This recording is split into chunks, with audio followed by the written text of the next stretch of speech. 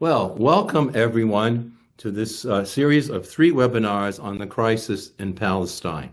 My name is Rich Petrie, and I'm on the National Executive Council of the Episcopal Peace Fellowship and on the coordinating committee of the Maine Alliance for Palestine. Hi, and I'm Wendy Love. I'm also with the Maine Coalition for Palestine.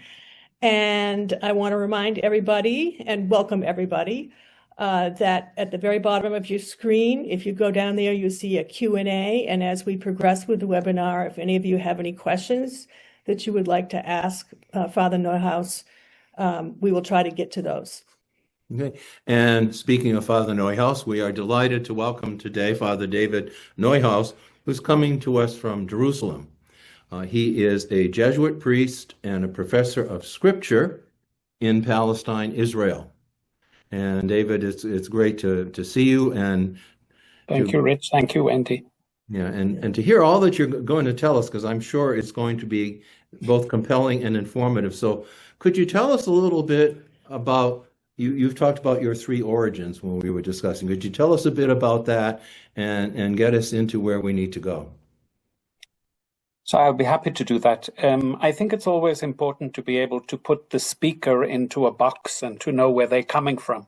That always helps to situate whatever he's saying about any particular subject, but particularly when we're talking about a subject that is as controversial as Israel-Palestine, Palestine-Israel. So I'd like to do that. I'd start by saying that I was born in 1962 in South Africa. But the first context goes way back before that, because my parents are Jewish German refugees who arrived in South Africa in 1936, just in time. And of course, I think that our audience will understand why I say just in time, meaning they got there 3 years after Hitler came to power and just a short time before the Nazis introduced their plan to exterminate the Jews of Europe.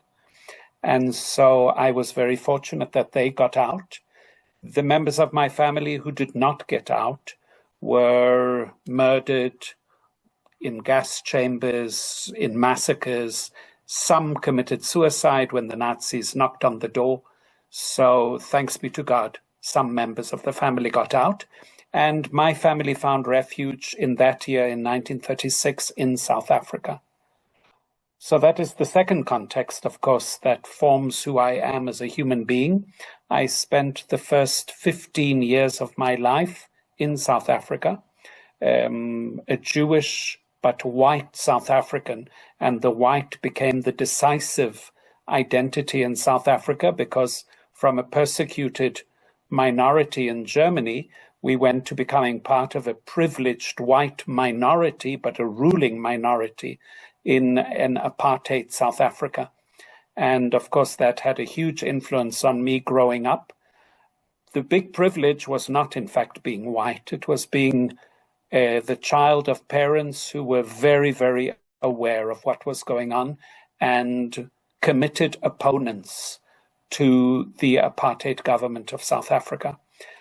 Luckily, also, I was sent to a private Jewish school where most of our teachers were also opponents of the white regime and made us aware that the majority of South Africans, Black South Africans, were marginalized, impoverished, and kept away from any of the privileges that came with white life. In fact, we were not even allowed to fraternize with Black people. And because of that awareness and being in a school that also promoted that awareness, by the time I was an adolescent, I was already, with my big mouth, expressing opinions that my parents thought were rather dangerous, that could get me into trouble at a very early age.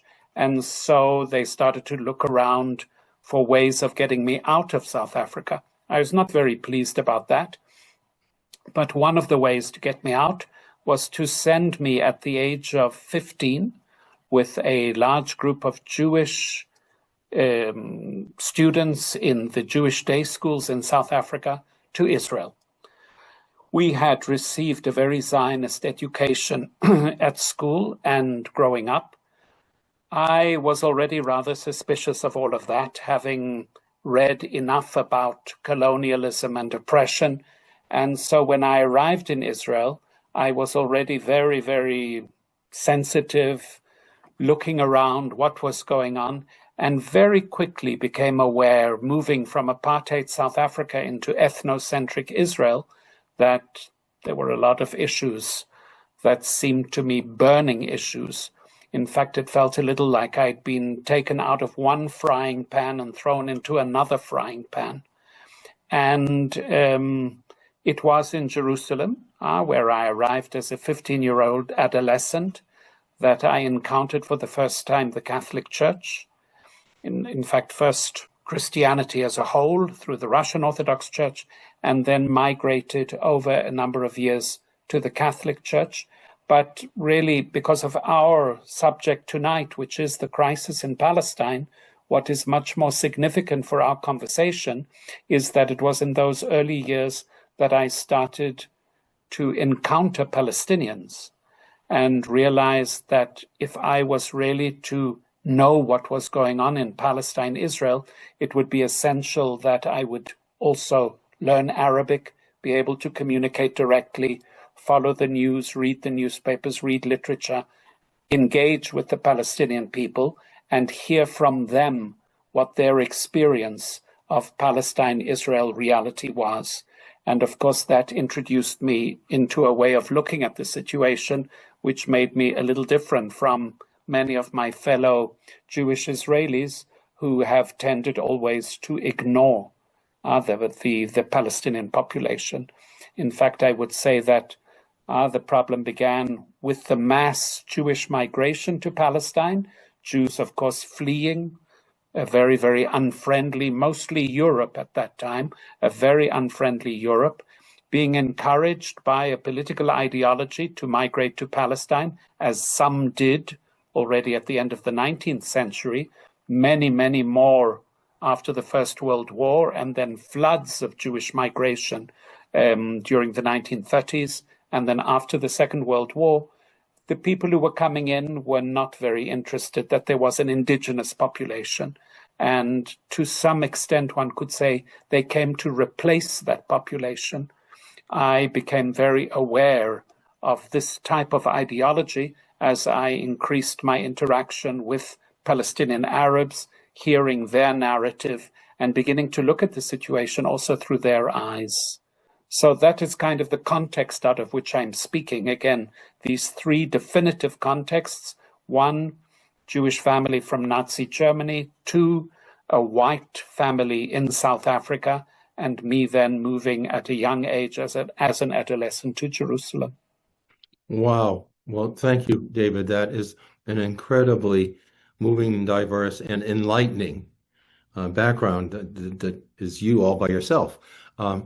And I'm wondering, you've talked about the three different waves of migration. I mean, certainly early Zionism, which was not massive, and then during the British Mandate, significantly more massive, and then after the Holocaust, even more. And I'm wondering, could you talk about why so many people do support Israel, and how do we fight anti-Semitism in a post-Holocaust world?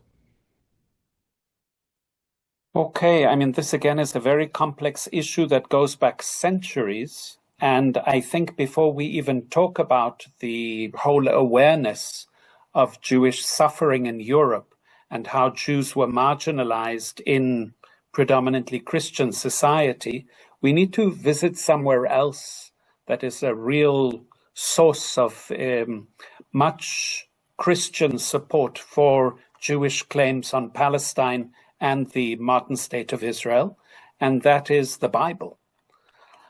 Again, I want to make it very clear before anything I say about the Bible that I am a teacher of the Bible, that I love teaching the Bible, that I live from meditating on the Bible. For me, the Bible is truly the Word of God, as it's proclaimed in the Catholic Church. At the same time, the Bible can be poison. And not only with regard to Palestine, Israel, but with regard to all the ways that the biblical text can be exploited in order to promote ideologies of oppression. Okay? Half of humanity is often oppressed with a biblical word. And when I say half of humanity, I'm talking about women. But in the context of Palestine, Israel, what we are dealing with is a vocabulary that was adopted by a modern ideological movement, Jewish nationalism, that started to develop at the end of the 19th century and became more and more a force on the world stage throughout the 20th century, that adopted a language that seems to resonate with the Bible. And I'm going to give a very simple example, and that is, if you're a believer, then didn't God give the land of Israel to the Jewish people? So, of course, here we can see the potential for total confusion when we are talking about a narrative that needs to be carefully analyzed with all of the historical critical tools that we have when we read biblical texts, and then, of course, dive into the narrative in order to understand why we as Christians read those texts. But when a modern ideological movement proposes to Christians and Jews all over the world that this word, this authoritative word, regarded by so many as the word of God, is in fact the blueprint for Jewish migration to Palestine, the displacement of the Palestinian people, and the setting up of a Jewish ethnocentric state in the 20th century, we see there the huge confusion that can result in the minds of many who are not even aware of how that all happened by displacing an indigenous population and then slowly but surely develops into the type of genocide that we see unfolding now, all of it plastered over with this kind of spiritual biblical language. So I'll stop there for a moment, Rich and Wendy, because I want to make sure that I've been clear, that you're following what I'm saying in terms of this huge source of support for Israel that has been working itself out through the 19th century into the 20th century. And even before there were Jewish Zionists, there were already Protestant Bible-bashing Christians who were reading the Bible in this way, saying that, well, from a Christian point of view, we believe in Jesus. Jesus must come again. And before he comes again, there needs to be a restoration of the Jewish people in their homeland. Again, a kind of ripping out of vocabulary that has a particular meaning in the years that we refer to as BC, before Christ, and kind of pasting it, plastering it onto modern realities that have led to real disaster. And I would say that's one way in which, again, the Bible has been used, exploited, and has become a kind of ideology of oppression, colonialism, and injustice to an indigenous people. That part is clear before we move on to other sources of support for Israel. I think it's really clear, Wendy. Very clear. Yeah, I think it's very clear. And I think that sometimes when you listen to Benjamin Netanyahu and we suddenly realize that he is using that kind of biblical language in order to carry out atrocities. For instance, after the 7th of October, referring to the need to wipe out Amalek, that biblical king who preyed on the children of Israel as they exited from Egypt.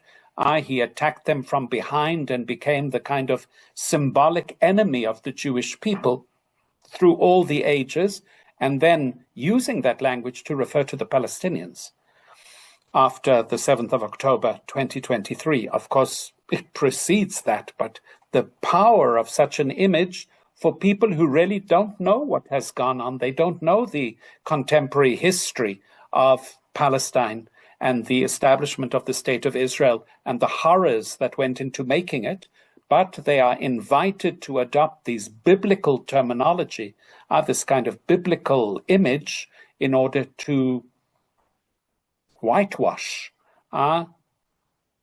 horror, genocide.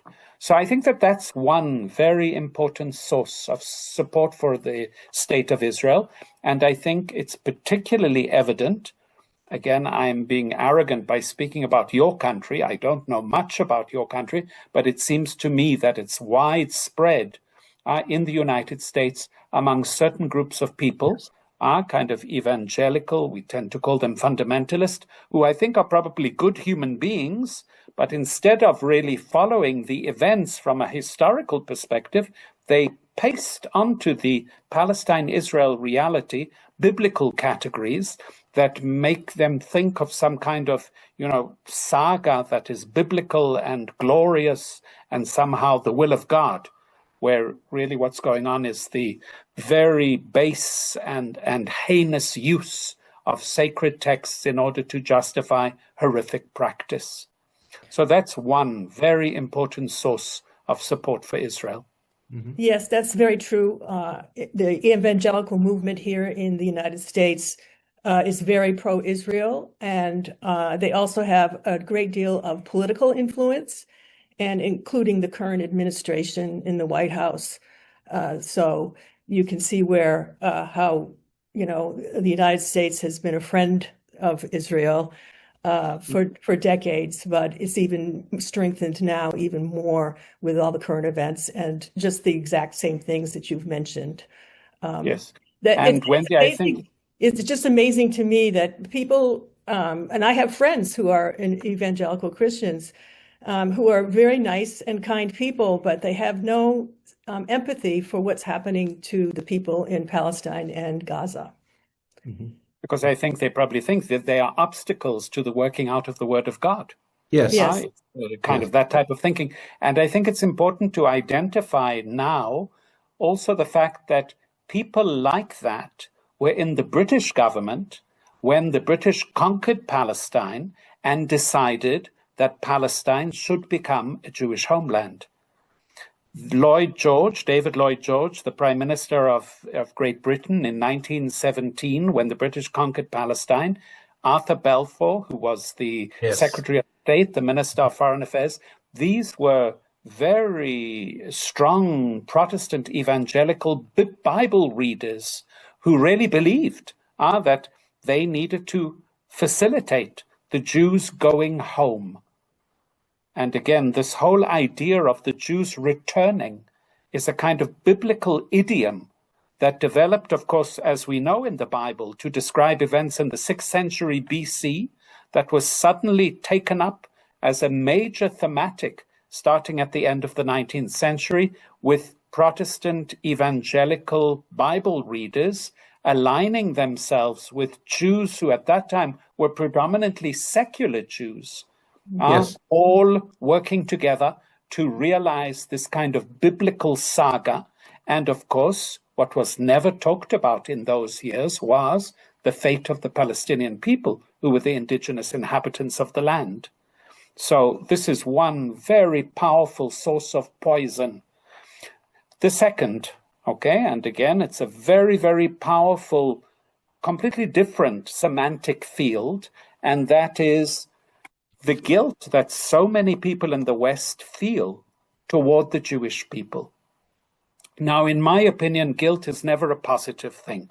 I think it's very important that European Christians and everybody who's rooted in Christianity in its Western forms needs to take responsibility for the development of centuries of teaching of contempt for Judaism.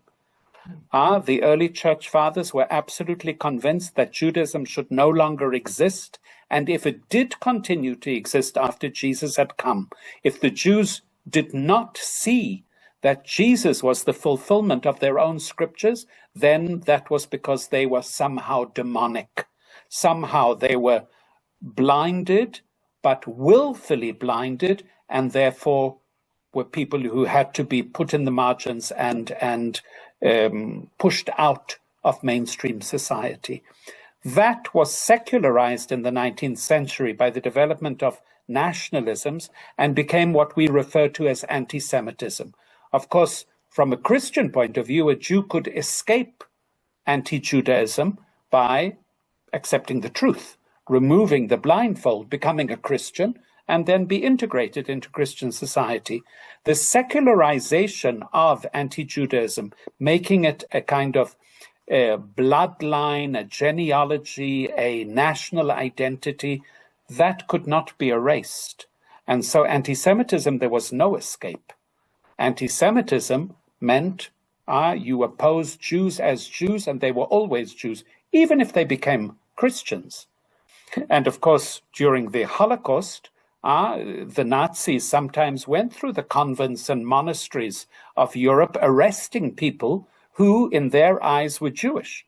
And one of the most famous, of course, is someone that we celebrate in the Catholic Church as a saint, Edith Stein, the great existentialist philosopher of the 1920s and 1930s, who was murdered in Auschwitz as a Carmelite nun, but not because she was a Carmelite nun, but because she was Jewish. So here again, there is this whole dark past that after the Holocaust was brought to light, this darkness, a very strong torch was shone on it, as suddenly we realized where this had led. This had led to Auschwitz, to Buchenwald, to Dachau, to the destruction of an incredibly rich diversity of Jewish civilizations in Europe that were now in ruins, and we felt extremely guilty. And, of course, the refugees that had fled Nazi Germany, the survivors that were liberated from the camps, what do we do with them now? And so it was somehow felt, well, now they need security. And all of that sounds just fine, very just and humane. By the way, we had mentioned earlier David Lloyd George and Arthur Balfour. They were very, very concerned before the Holocaust about the terrible pogroms, the persecutions of Jews in the Russian Empire. And they too were motivated by this great noble, we need to do something for the Jewish people. So again, what was going to be done was to give them Palestine. Again, no mention of the fact that Palestine is already with a people. It's not a land with no people for a people with no land, but rather the people that was going to be moved into Palestine would simply replace the local population.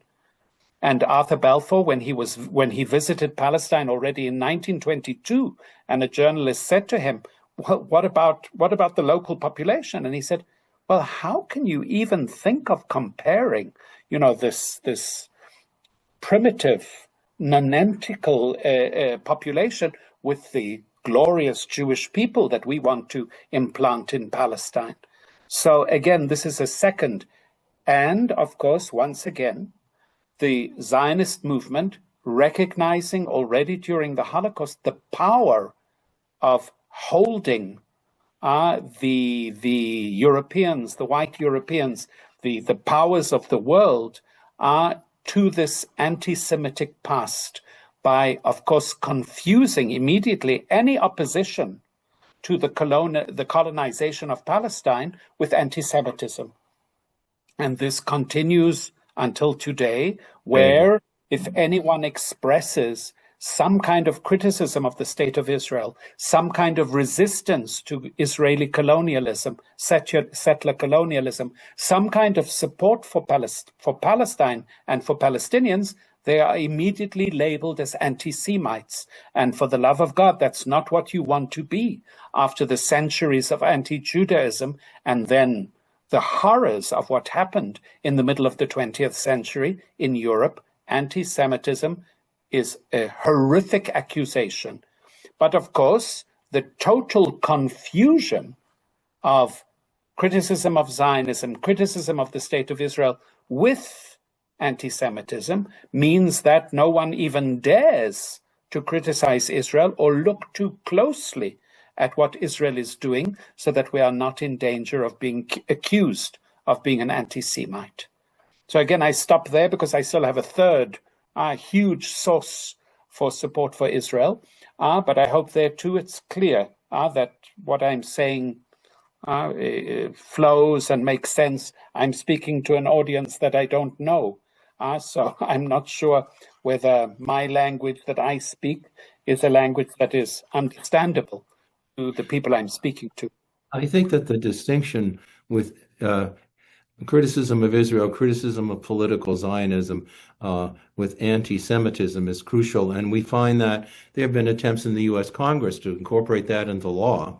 Here in Maine, actually, there was a bill that almost came before the legislature to say that criticism of Israel is anti-Semitic. Some fairly high church officials have said as much.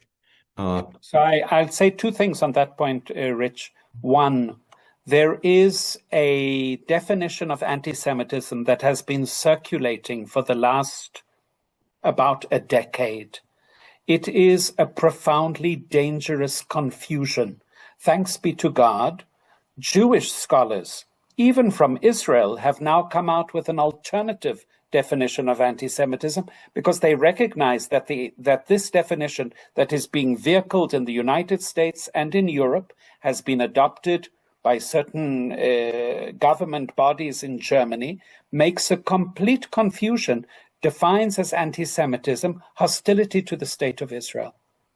And of course, hostility to the state of Israel, some very, very important Jewish figures are hostile to the state of Israel and to even the existence of the state of Israel. This is something completely separate from anti-Semitism, which is hostility towards Jewish people as Jewish people. So that's one thing. The second is, I was very disappointed in and again, because I'm Catholic, so I tend to follow more what's going on in the Catholic Church than in the other churches, but that the American bishops have adopted a booklet called Translating Hatred or Translating Hate, which is an attempt to make American Catholics aware of anti-Semitism, very noble, because anti-Semitism is not dead and we need to fight against it. So they want to wake up Catholics to anti-Semitism. They've adopted a booklet called Translating Hate, which was developed by a Jewish organization. Now, this booklet is developed by a Jewish organization that has as one of its major tenets to support the state of Israel.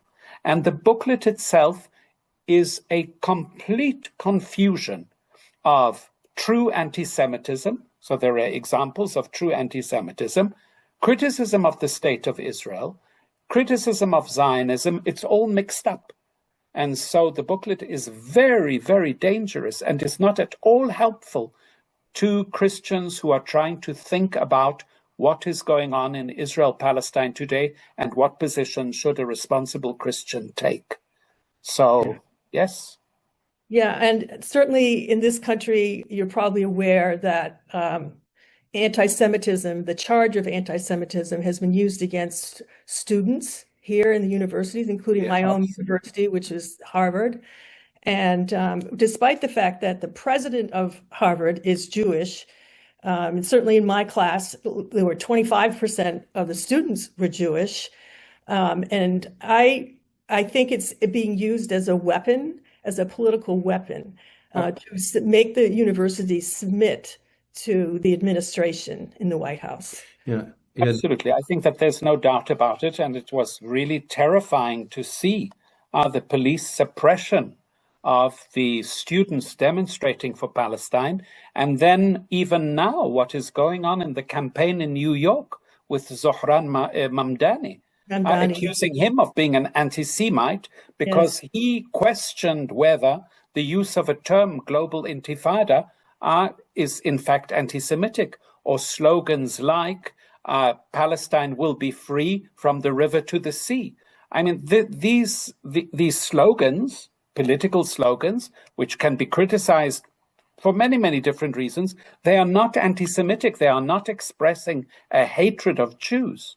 They are expressing a critique of Israeli policy in Palestine, Israel today. So I think that this very willful confusion by certain Israeli leaders, by certain American Zionist Jewish leaders, by Christian Zionists, and by the Trump administration is very, very unhelpful in trying to see what is going on today in Israel-Palestine.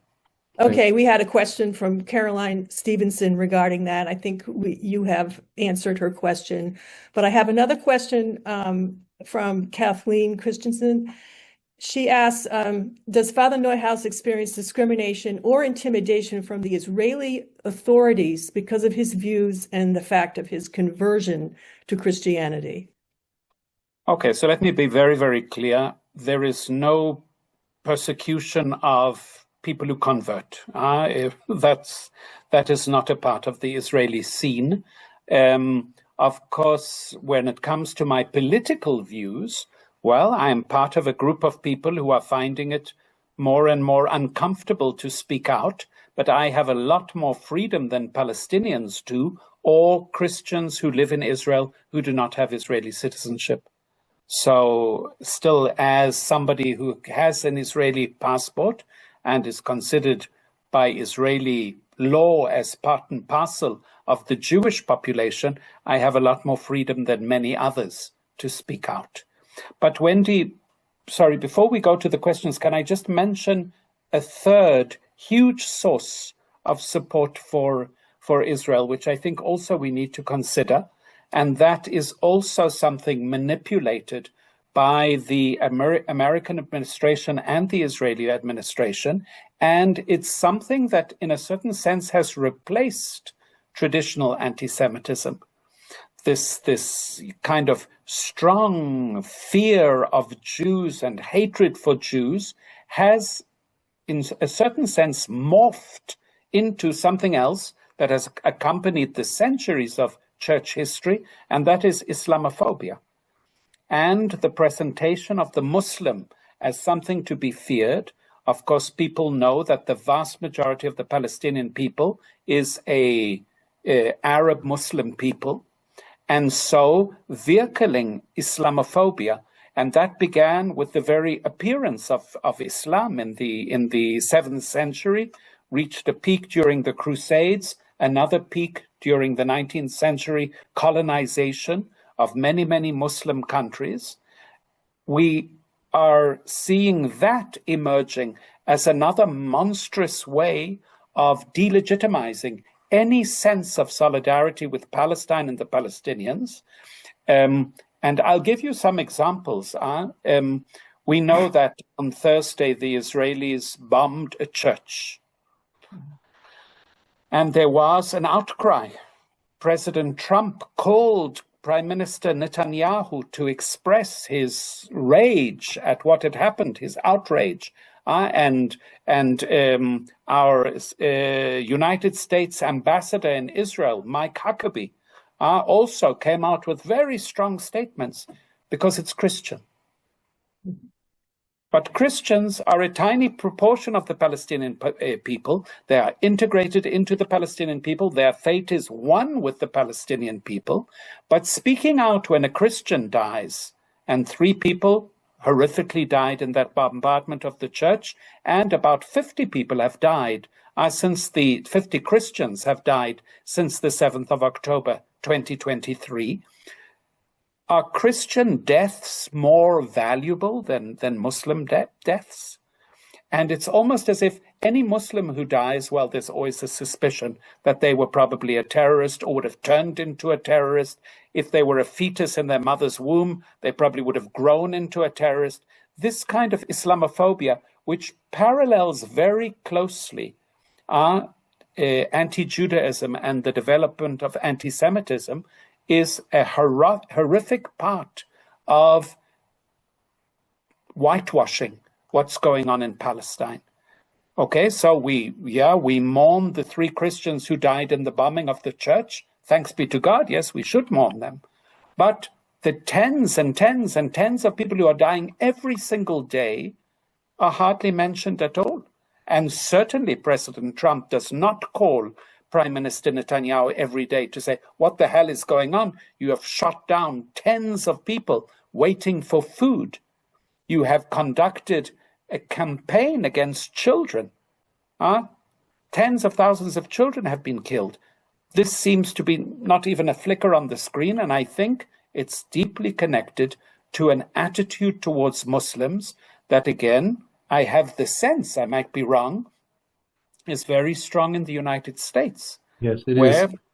There is this Islamophobia that also strengthens very much support for Israel, as though Israel is civilization's last outpost against the Muslim hordes, which is very crusader language, very, very troubling and sick.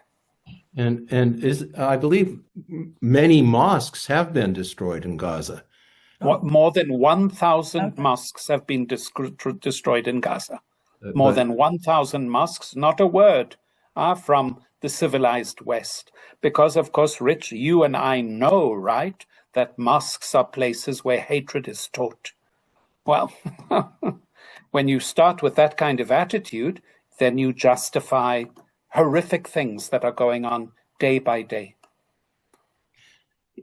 Yes. Do we have another question? No, not from we're cool. The audience. Okay. Yeah. Well, and the whole it's interesting because as I mentioned to you when we were chatting before this video began, in my classes we have a fairly numerous proportion of Muslim students. I think, quite frankly, because people their age, frankly, they just don't care.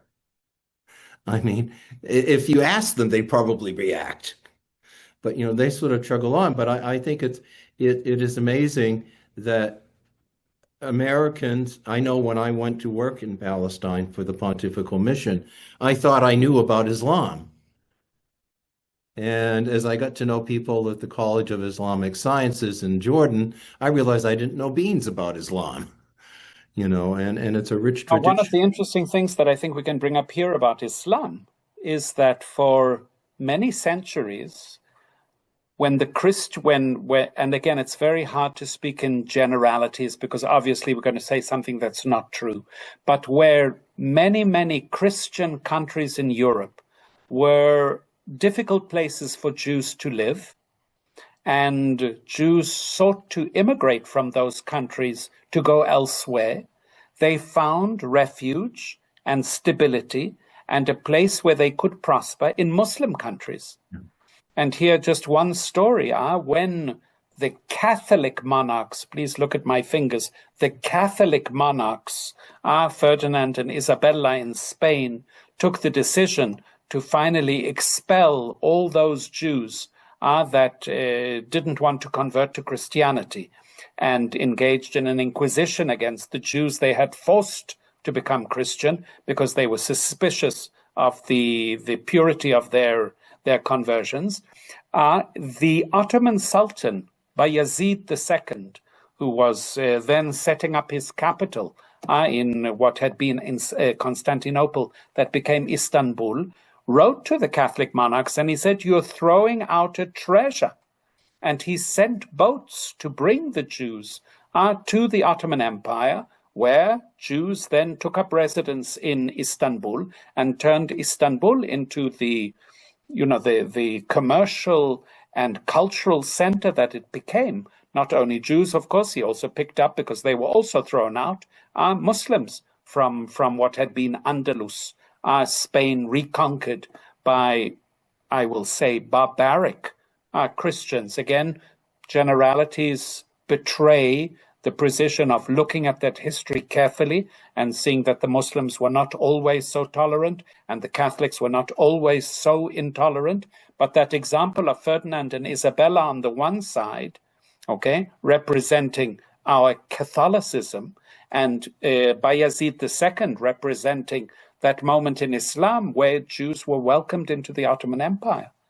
And so again, the complexity of what is Christianity, what is Islam, what is Judaism, is all plastered over when we fall into the trap of adopting very simplistic ways of dealing with reality that we are now trying to define as Bible, anti-Semitism, and Islamophobia, or Bible, the war against anti-Semitism, meaning support Zionism, and Islamophobia, meaning support Zionism, and the Bible, meaning support Zionism. And so we have this incredible, strong movement of philo-Zionism, philo-State of Israel, where critical thinking seems to be almost banished. You're not allowed to think critically about what is going on.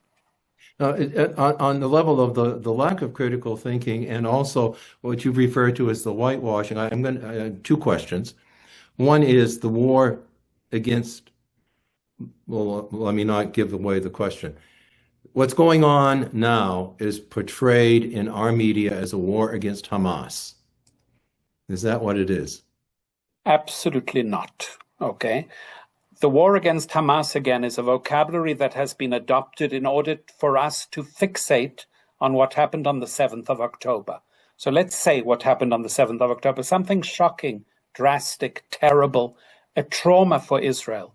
And that is that thousands of Palestinian armed militants broke through the border and killed around 1,200 Israelis, took 250 people captive. By the way, I said Israelis and foreigners.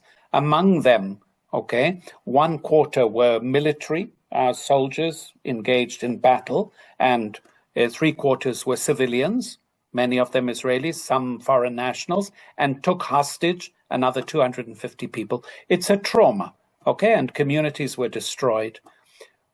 When we say it's a war against Hamas, we go back to that moment, because everybody knows, by the way, it's not so clear that it was only Hamas. It's not so clear that this was a Hamas plan. The horrific happenings of 7th of October was that they broke through the border, they attacked military posts, and there was no response. We still don't understand how this powerful Israeli army did not spring into action to defend a border that had been breached. We don't understand how that could have happened. And when there was no response, they went on the rampage and killed many people. And it was brutal and horrible. By calling it a war on Hamas, we are making it look like Israel was only defending itself against what happened on the 7th of October. What is wiped out is Israel's war against the Palestinians that began now. When did it begin? Did it begin with the successive invasions of Gaza, the incursions into Gaza, the imposition of a siege on Gaza, which was a siege of basic necessities to keep the society going? Okay, that started from around 2006. Or do we refer to the wars, the successive wars that led to more and more discrimination and occupation of Palestinians? And we can go all the way back to 1948 with the establishment of an ethnocentric state in Palestine and the very active dispossession of the Palestinian people in their homeland. Or do we go back to 1917 when the British decided there should be a Jewish state in Palestine and promoted huge Jewish migration to Palestine? In 1917, when the British took over, there were 60,000 Jews in Palestine. By the time 1948 arrives, there are around 680,000 Jews in Palestine. Increase of more than 10 times because of the British idea that this should become a Jewish homeland. So where does the war of the Zionists against the Palestinians begin? This again is completely plastered over by calling what has happened since the 7th of October 2023 as a war against Hamas. It's not. It's a war against the Palestinian people. You cannot say that 60,000 people at least who have, or nearly 60,000 people who have been killed in the last 20 months is part of a war against Hamas. This is a war against the Palestinian people. And by the way, okay, under the shadow of this war in Gaza, Israel has continued very intensely the war against Palestinians in the West Bank. And refugee camps have been leveled. There are tens of thousands of people who have been rendered homeless, their homes leveled by Israeli bulldozers in the northern part of the West Bank. Is that also a war against Hamas? No, it's the war against the Palestinian people. Okay, again, interestingly, this hit world headlines. Your wonderful ambassador, Mike Huckabee, went on a visit, I think it's today, or I think it was today, he went on a visit to a Christian village in the West Bank that has been ransacked by settlers. You know, the Zionist settlers who go out into the West Bank and form vigilante bands to terrify Palestinians and try to provoke them to leave their homes, in some areas very successfully, like in Masafar Yatta. Okay, and again, I say this to the viewers and to you, if you have not seen the movie No Other Land, a wonderful movie made by a very courageous Palestinian, Basil Adra, who is a resident of Masafar Yatta, and a very courageous Israeli who went out to learn fluent Arabic and is now fully engaged in the struggle for a better Palestine-Israel of the future. His name is Yuval Avraham. They made this movie together. It is a masterpiece about what's going on in the villages near Hebron, but it's a parable for what has gone on in Palestine since the beginning of the British Mandate. And that is the progressive dispossession, pauperization of the Palestinian people and the attempt to get them to leave so that they can be replaced by Jews who have come in with the support of the white Christian West. This might be an outrageous question. All right. But I'm wondering, do Israeli people see the uncanny parallel between what's going on now, even with the attempts to make the land unlivable for Palestinians, with what was happening in Germany between 1933 and 1939? Yeah, I mean, I think if you said that, Rich, to most Israelis, they'd say, well, another anti-Semite at our door. Exactly. Okay? They would find the comparison absolutely unpalatable. But what is interesting is that some of the strongest spokespeople for recognizing, and again, I'm not going into the parallel with Nazi Germany, but some of the strongest spokespeople for saying what is going on right now is a genocide, and that word is also a very loaded word, are Israeli historians of the Holocaust. And I mentioned two of them because I think it's worthwhile to go and look at their interviews. Omer Bartov, who since the year 2000 has been a professor of Holocaust studies at Brown University in the United States. He is an Israeli, okay, and a professor at Hebrew University by the name of Amos Goldberg.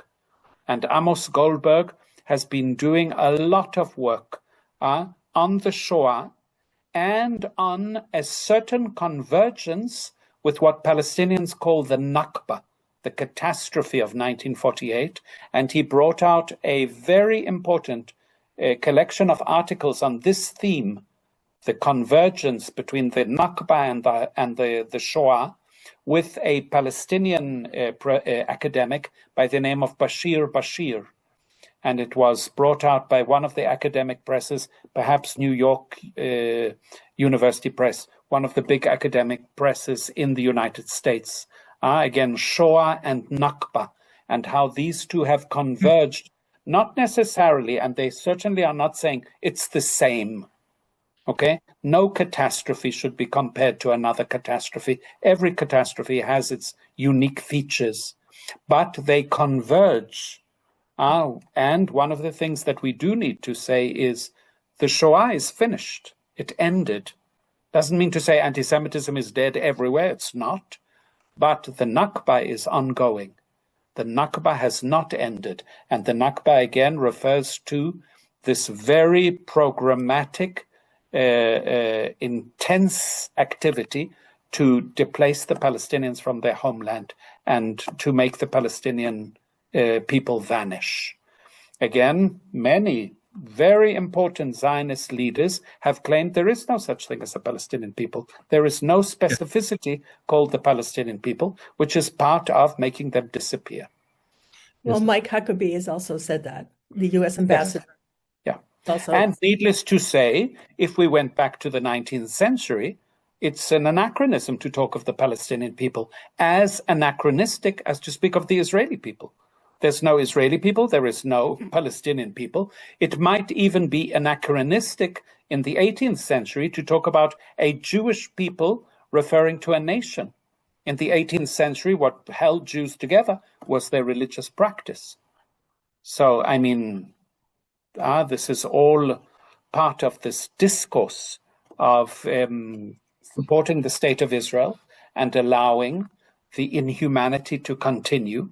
And the danger is that the genocide will get more and more intense, and we won't even notice because we have been so seduced by these discourses that are so common in countries like the United States and in Western Europe.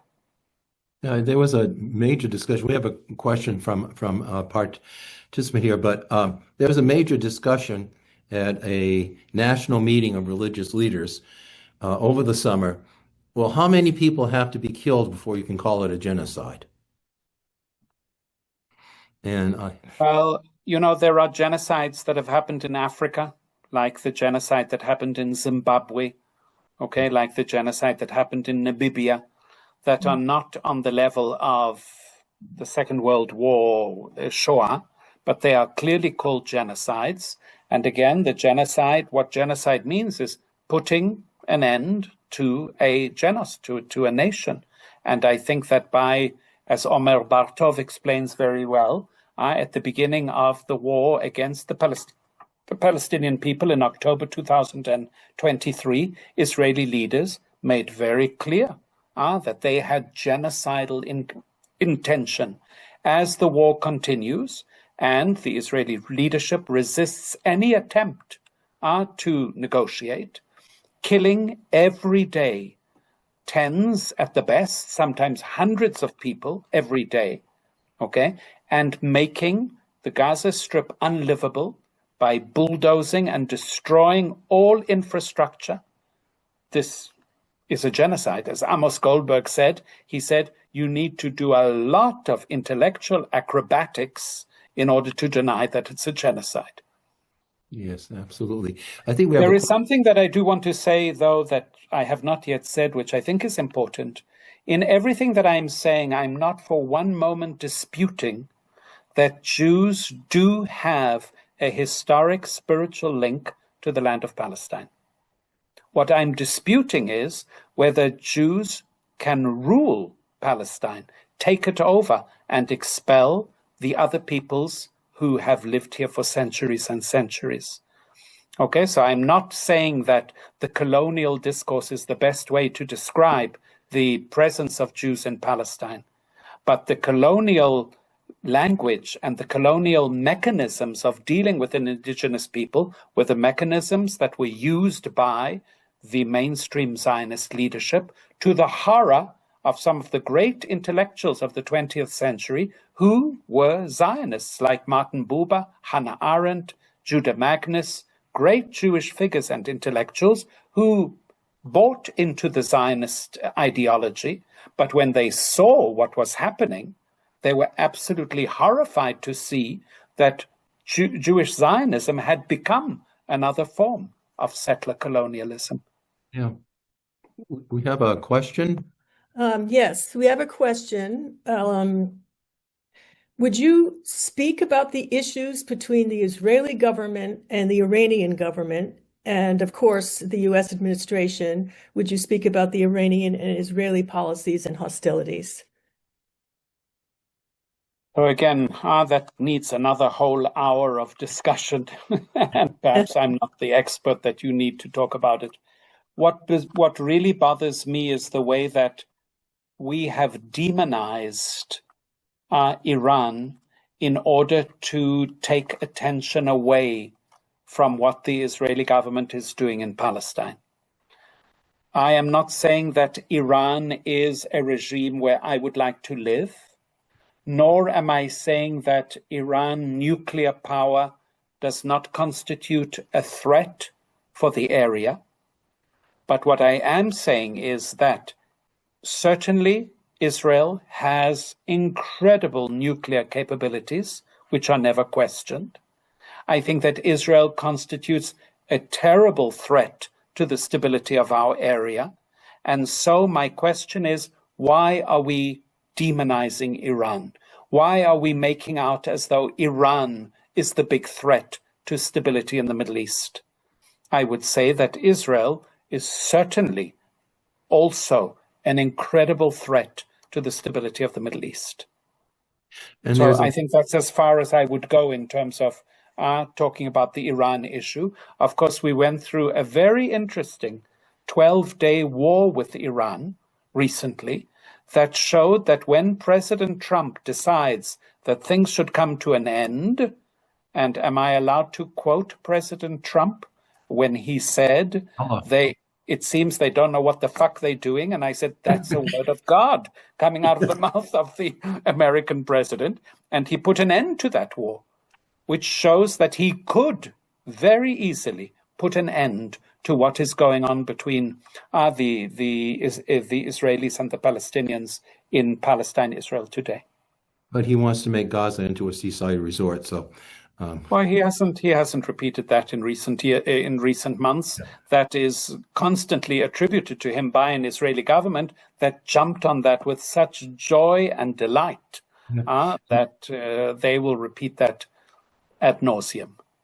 So thank you for those comments, Father David. We had another question about university students being harassed, and there I'd just like to speak a little bit from personal experience.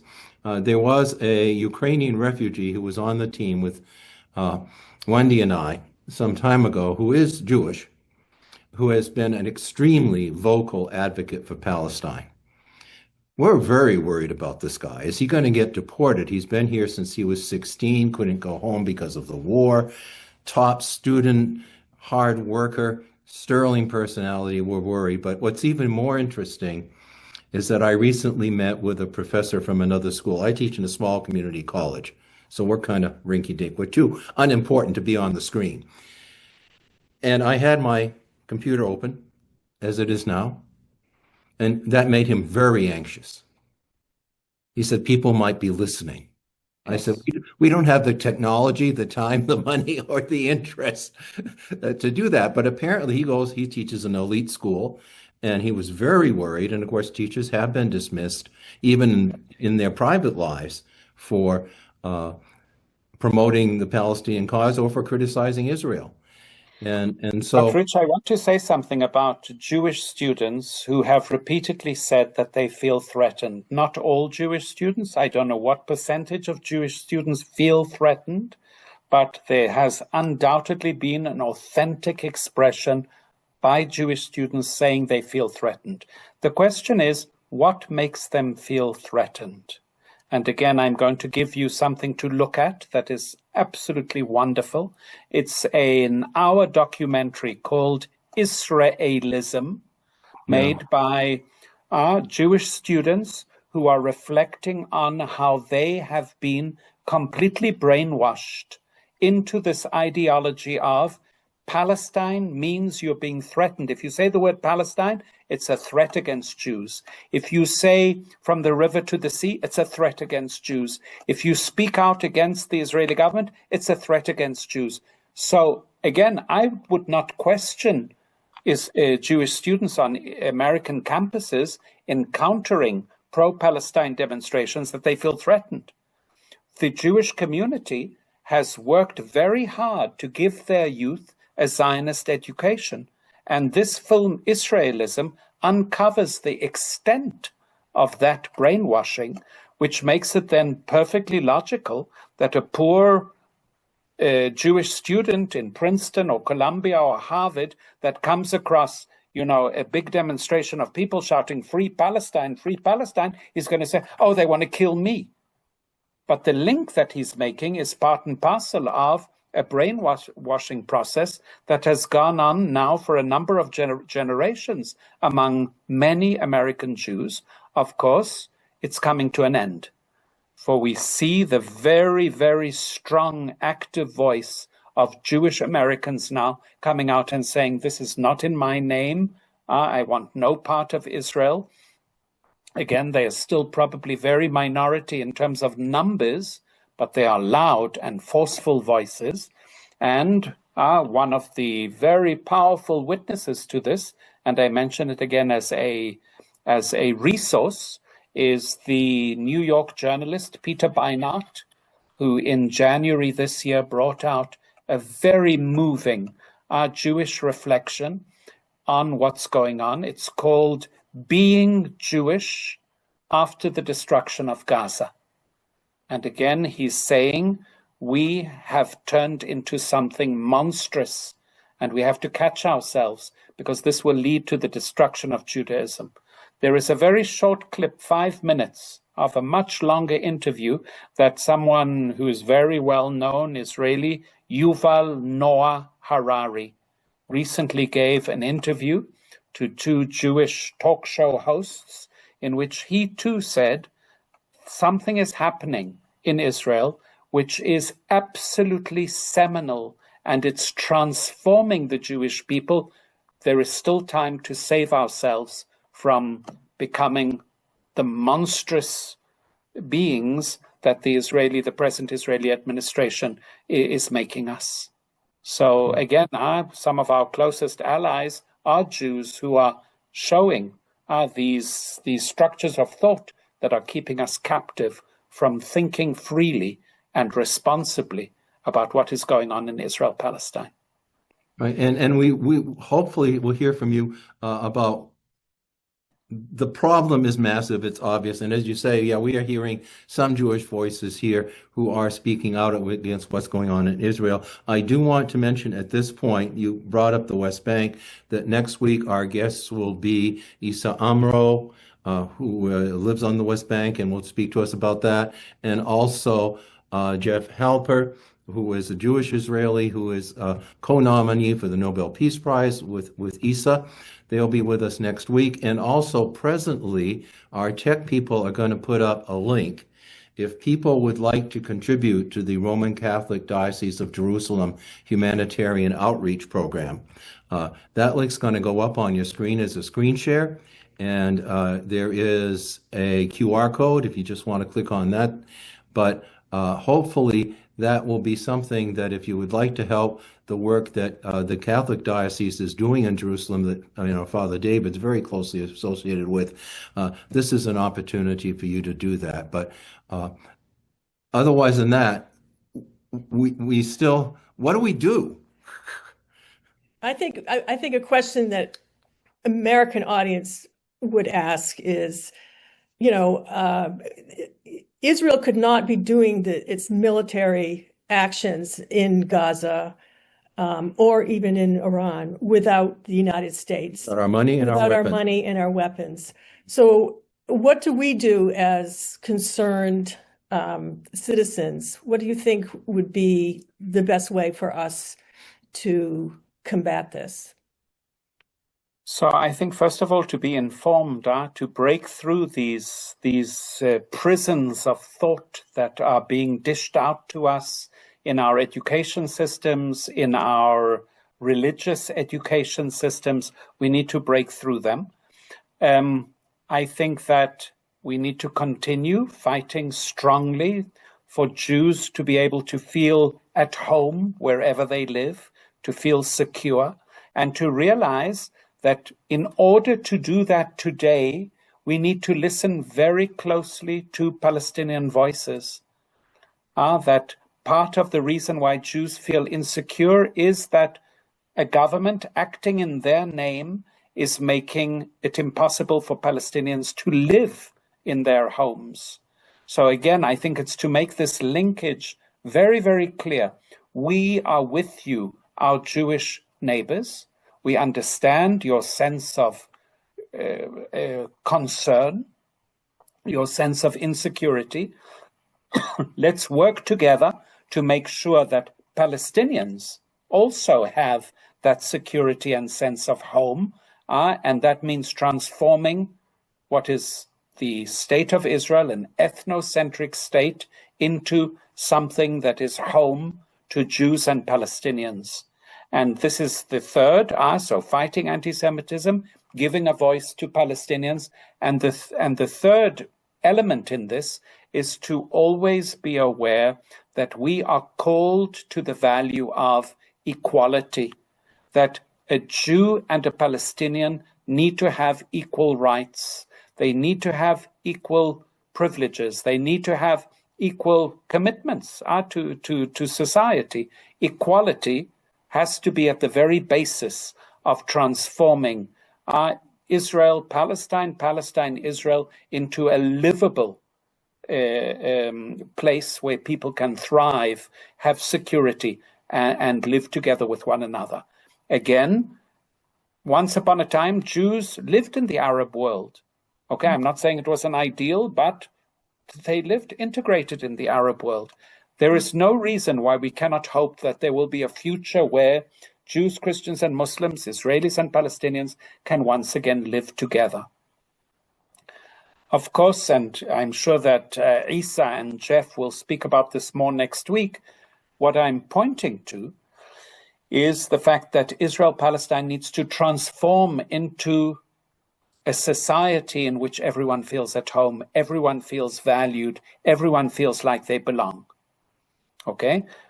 This would be, in my terms, a one-state solution to Israel-Palestine. Okay? My fear is that by cutting up Israel-Palestine, we're going to create a lot more injustice. We might solve one problem and create another 2 or 3 problems. What we really want is for this situation of hatred and hostility to come to an end by proposing a real revolution in discourse. And again, this probably comes from my South African experience, where for decades people were taught that blacks and whites could not live together. And then 1994 came, Nelson Mandela walked out of prison, and a vision of a new South Africa, a multiracial South Africa, took hold. It's not paradise, not paradise yet. Of course, the lies that were spread by certain people in the American administration talking about persecution of Afrikaners hopefully have been completely exploded as nonsense. Okay? It's not paradise. Paradise takes a long time to evolve out of situations where there was such suffering, such marginalization, such discrimination. And Israel-Palestine might be the same, but we need to move to a Middle East where people accept one another and live together. And that means a lot of work on Israelis to look around and say, we are part of the Middle East. We are not an American colony or a European colony dropped in the middle of a Middle East, and we want to put up walls as high as we can. There needs to be a realization that we are part of a world where we have always been a part and where our future lies. Wow. David, thank you so very much for being with us today, and hopefully we'll be able to stay in contact. But incredible vision, and also I think just an essential eye-opening, because in many ways Americans have been the victims of the whitewashing, and it's going to be an uphill battle. But I think that hopefully, as people who have some fundamental values, we can actually make our way out of this. And as you say, to see, the way to, in a way, that one state would be a model for many places if it were to happen. So we thank you very, very much for your time and your insight and your knowledge. And we cool, Wendy? We are cool. And in 1 week, we'll be speaking with Isa Amro and Jeff Halper, and the one state solution, the one democratic state, will definitely be a major portion of that discussion. Right. And the link that you have for this webinar will also work for our future webinars. And we'll finish on August 9th with Fateh Assam, who was the regional representative for the UN High Commission on Human Rights and is now retired here in the United States. So thank you very, very much for being with us. We hope to see you again. Please spread the word to your friends. Actually, if you want, even tell a few of your enemies. Maybe they need to hear it. Okay. Thank you. Thank you. Good night. Thank you very much. All right. Thank you. Okay.